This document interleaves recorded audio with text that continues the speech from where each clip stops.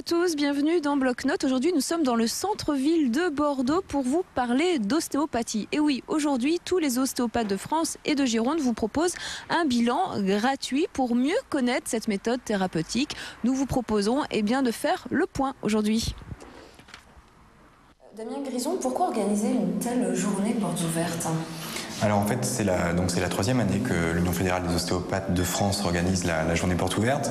Le but est de permettre aux personnes qui ne connaissent pas encore l'ostéopathie ou qui ont envie de découvrir notre discipline de pouvoir venir consulter un ostéopathe, de poser des questions et éventuellement d'analyser le cas, de permettre à l'ostéopathe de discuter avec le patient sur les examens complémentaires qu'il peut apporter et voir comment on peut le prendre en charge en ostéopathie en fait. C'est quoi exactement l'ostéopathie ? Alors l'ostéopathie, c'est un concept particulier qui va prendre en charge la globalité du corps humain. C'est-à-dire que le patient arrive avec un motif de consultation, une douleur, un endroit ou un autre, et le but de l'ostéopathe, c'est de trouver la raison de cette douleur. Le patient va présenter un problème d'une restriction de mobilité, souvent au niveau de la zone douloureuse, et nous, on va essayer d'aller voir un petit peu plus loin, soit plus vers les membres inférieurs, soit au niveau supérieur, voir s'il n'y a pas une autre origine qui peut entretenir en fait la douleur. L'ostéopathie, souvent, là, on confond cela avec la kinésithérapie. C'est la différence. Alors c'est vrai que souvent les patients, c'est la question qu'ils nous posent. Pourquoi on viendrait vous voir plus vous qu'aller voir un masseur kinésithérapeute ? La réponse elle est simple, c'est que ce sont vraiment aujourd'hui deux métiers qui sont complètement différents et vraiment complémentaires. C'est-à-dire que nous, en ostéopathie, on va s'intéresser sur la globalité du corps, on va essayer de trouver les raisons diverses à distance ou à proximité de la douleur qui peuvent être à l'origine, et ensuite on va travailler sur les restrictions de mobilité. C'est-à-dire en ostéopathie, on dit qu'on s'intéresse aux troubles fonctionnels. C'est-à-dire tant qu'il n'y a pas de troubles organiques, il n'y a pas de problème de structure ou de pathologie, on peut intervenir. On s'intéresse vraiment à la mécanique, au sens large, que ce soit mécanique articulaire, mécanique viscérale, parce que tous les structures du corps sont en interrelation par des liens musculaires, tendineux, ligamentaires. Alors que quand vous allez voir un masseur kinésithérapeute, lui va s'intéresser beaucoup plus à la douleur, donc ils vont avoir soit un traitement anti-inflammatoire, antalgique, sur une zone précise, et aussi leur autre intérêt qui est la rééducation fonctionnelle. On a l'impression qu'il y a comme une guéguerre qui s'exerce entre les kinés et les ostéopathes. Est-ce que c'est vrai ? Comme une concurrence de ces deux professions. En plus, vous êtes plus... c'est plus compliqué, vous avez eu du mal à vous faire reconnaître quand même. Non, il n'y a pas de... Effectivement, dans les esprits, on entend souvent parler de cette guéguerre. Il n'y a pas de guéguerre, puisqu'aujourd'hui, quand on connaît bien les deux métiers, on se rend compte qu'il y a une complémentarité. Alors, qu'est-ce qui pose problème ? Pourquoi la profession a du mal à faire ses preuves ? Ostéopathe, c'est quoi ? Bien sûr, vous faites des études, j'imagine. Vous ne passez pas par la médecine. Comment ça se passe déjà au niveau des études ? Est-ce que c'est peut-être là où ça bloque un peu pour une reconnaissance de la profession ? C'est peut-être le problème aujourd'hui, c'est qu'effectivement, on ne passe pas par le cursus médical, mais c'est juste un problème sur le papier, parce que dans la réalité, aujourd'hui, pour être ostéopathe, il y a des écoles de formation. Qui sont des écoles sérieuses, puisque nous, les critères pour, par exemple, à l'Union fédérale des ostéopathes de France, pour tous les ostéopathes qui adhèrent chez nous, ont un certain critère de formation, c'est-à-dire 4300 heures de formation ou l'équivalent de 5 ans d'études, si vous voulez.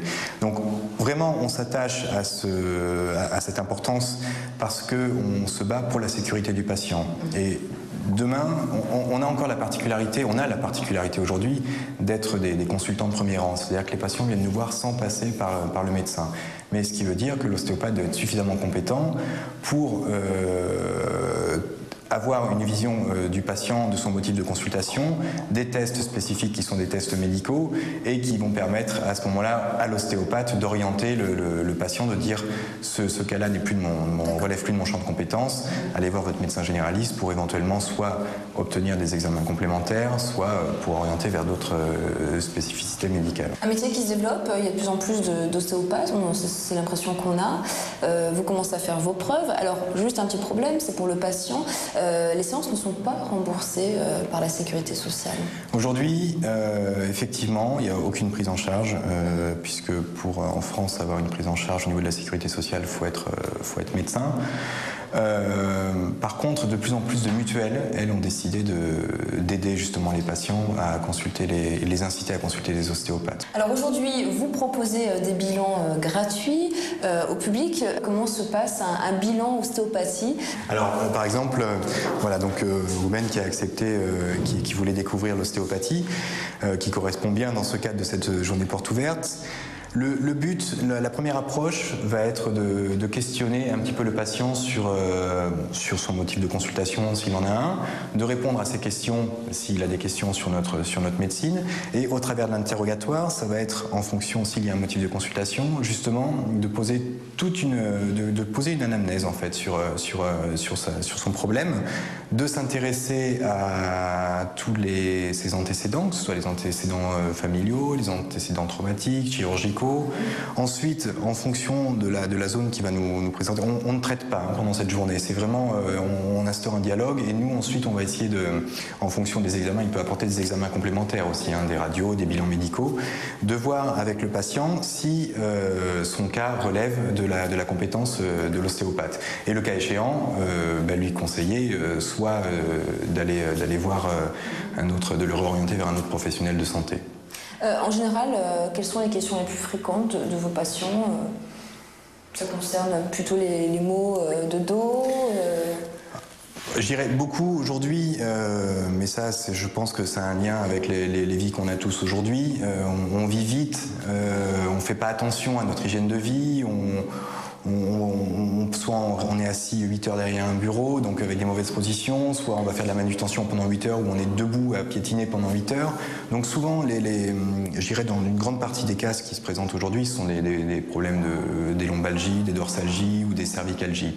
Après, ce qu'on voit souvent en cabinet aussi, c'est toutes les douleurs qui peuvent dépendre de faux mouvements. Par exemple, un sportif qui peut se faire une entorse. Alors, bien entendu, quand je dis entorse, encore une fois, il faut bien recadrer, faire en sorte que l'entorse dépende de notre champ de compétences. On peut s'intéresser à tout ce qui est troubles digestifs, troubles du transit. Ouais, parce que nous, on a l'image de l'ostéopathe finalement qui vous remet la colonne vertébrale, on vous en craquez les Voilà, ça c'est l'image qui nous colle à la peau. Effectivement, on a l'impression que l'ostéopathe ne s'intéresse que aux articulations et aux os. C'est effectivement parce que si vous réglez les problèmes digestifs. Voilà, d'autant que dans l'idée de globalité, si on ne s'occupait justement que de la colonne, il n'y aurait plus cette notion de globalité. Merci Damien Grison. Voilà, je pense qu'on a essayé de vous rassurer aujourd'hui dans Bloc-Notes. N'hésitez pas donc à consulter si vous avez bien sûr des souffrances et puis passez par votre médecin généraliste qui vous orientera facilement vers un ostéopathe ou un kinésithérapeute.